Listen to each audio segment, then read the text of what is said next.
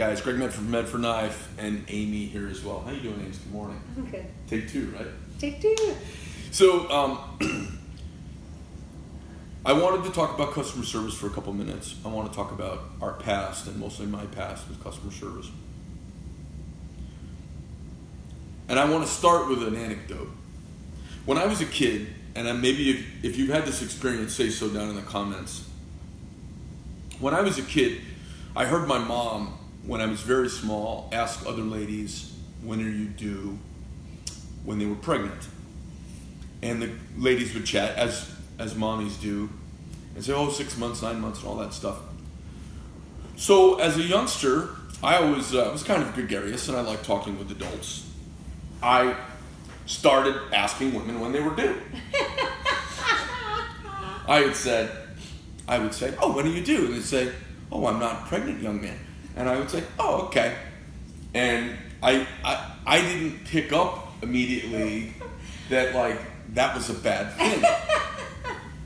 This is sort of like an Asperger's president. Whoopsie. Maternity Asperger's. So I'd been asking this question occasionally. It would come up over the course of, say, maybe a year. I'd asked the question numerous times. And I was at Bash's grocery store at 32nd Street in Shea, and I remember to this day, I asked the girl who was checking us out, I said, when are you due? Just being a precocious 5-year-old or whatever I was, or 6-year-old. Being friendly. I was being friendly. And she broke out in tears and walked away from the register, and my mom grabbed my arm. She goes, I'm not pregnant, I'm just fat. And I was fucking mortified. And I've never, a girl's got to be waddling and wearing maternity clothes, and her water's got to be breaking. And a shirt that says baby inside. Yeah, baby coming now, with a doctor behind and a stethoscope for me to ask when a woman's due. Or like Amy, when she said she was pregnant, I was like, hey, when are we due? Right. But, so that was when I was a kid. And you do stuff when you're a kid or when you're inexperienced or whatever. Hey, this is a phone call. Gary. Hey, Gary, I'm doing a live video right now. I'll call you back in just a couple minutes, okay? All right, thank you. Bye. He's going to hop on the video right now. That's Gary's video. That's Gary. That is a knife. Did we already send his Damascus grenade knife out to him? I can't recall, but I'm sure it went out. Okay, we just want to get a tracking number to him. Okay. Okay, anyway, so look, that's how it happens in real time. Anyway, so I was just making this, when we're babies in something, when we're new at it, we make mistakes. Maybe if you ever got into a hobby, or see, as you get older, you start to learn from those. So when I got into flying, I didn't make a lot of those mistakes. I stayed quiet. I got to know the community. I got to know the scene.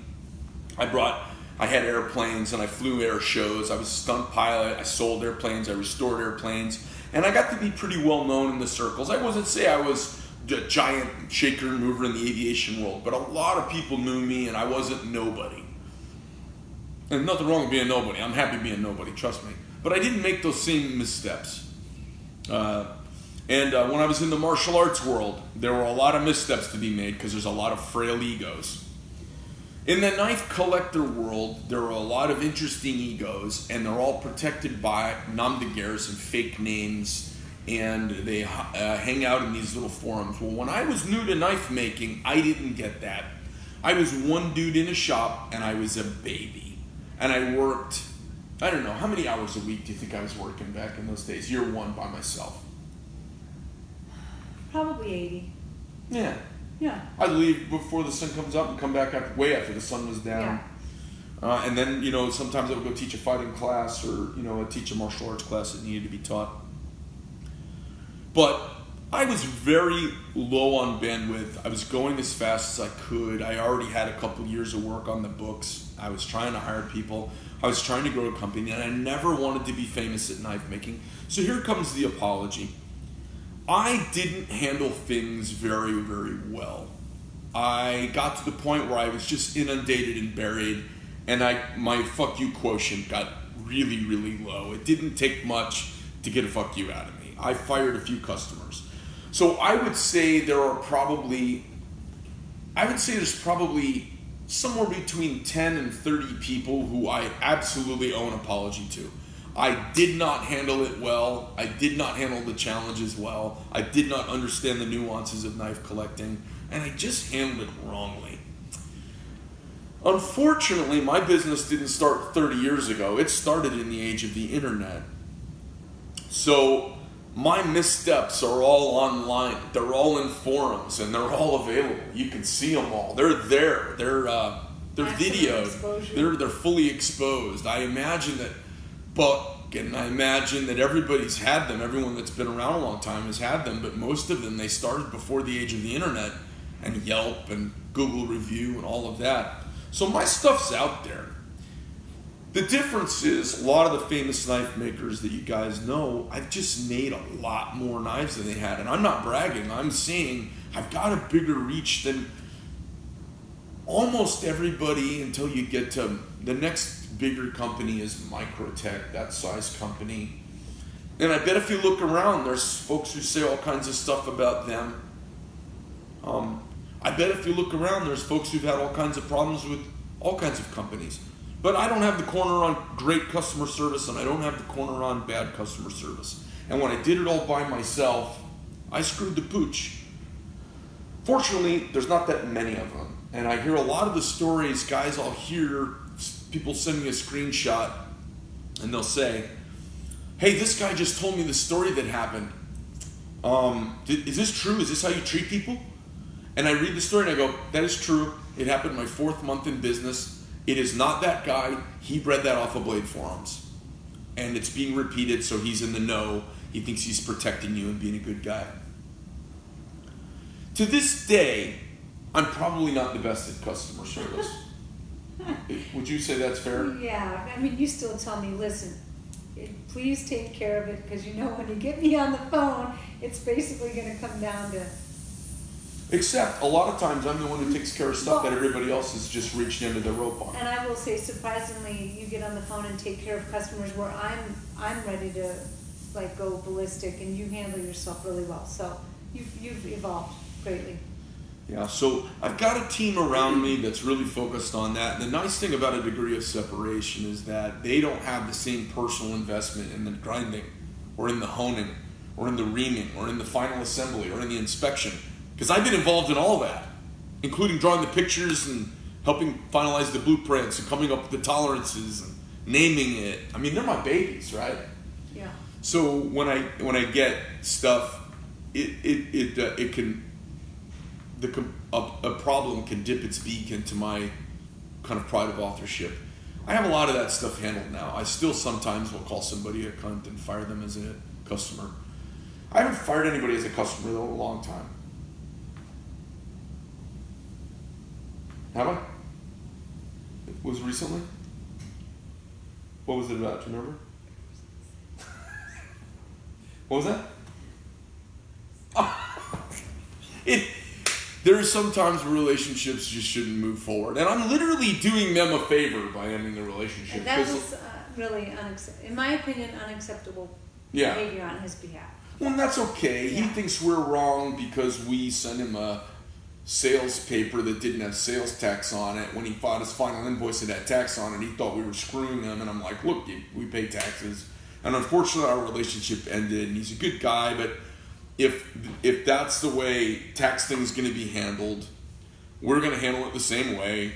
If he's that unhappy with us over that, then there's a million other things that we were. So I just did him a favor and go, yeah, look, let's just not move forward. So here's my apology. For you guys who reached me in the beginning when I was a baby, I'm sorry. I didn't handle things as well as I could have. For those of you who think I owe you an apology, there's probably 50 or 100 people who think I owe them an apology. For those guys, I'm going to lump them all on because my shoulders are broad. I'm sorry. I'm sorry.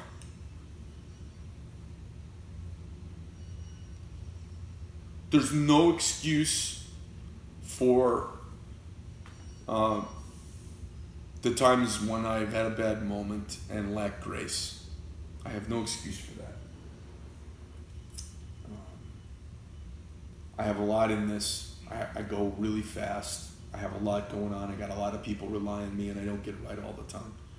I get it right almost all the time. I don't know how you do it, because I have grown plumbing, I think, to begin with, but I fall apart if I have a tenth of a day of what you have. And then I look at what you do, and I go, I'd be a mess. I'd be like, that's it, I'm setting the place on fire. I'm out. You know, sometimes I get in the truck and I hop on the freeway to head home, and I'm like, I wonder where this freeway ends. I just would fucking keep going. I think that, and it's not because of you guys, it's just sometimes I'm like, I need to disappear because, and you know, I have a fleeting moment just as I'm pulling onto the freeway and then the traffic starts. I'm like, it stacks up on me sometimes, and I try to be graceful. Yeah. You know, I have friends that I've been friends with a long time, and very, very good friends.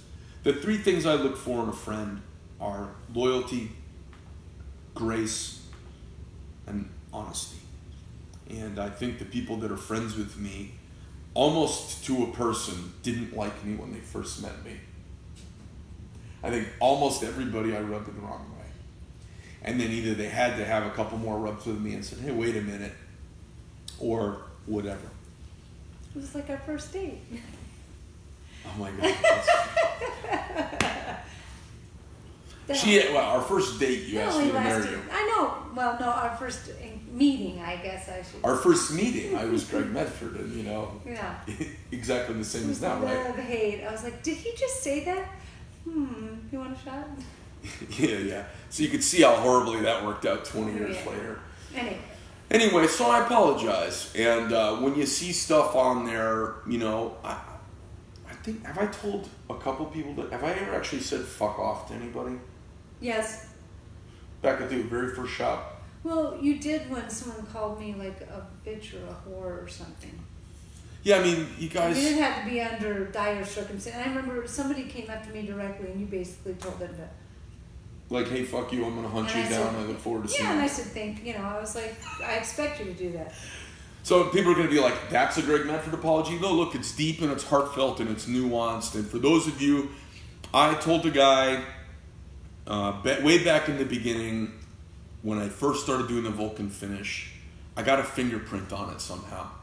And he commented on a bad meme. Billy has been a great asset who's come on with us, but he's a baby to Medford Knife. He's only been around less than a year.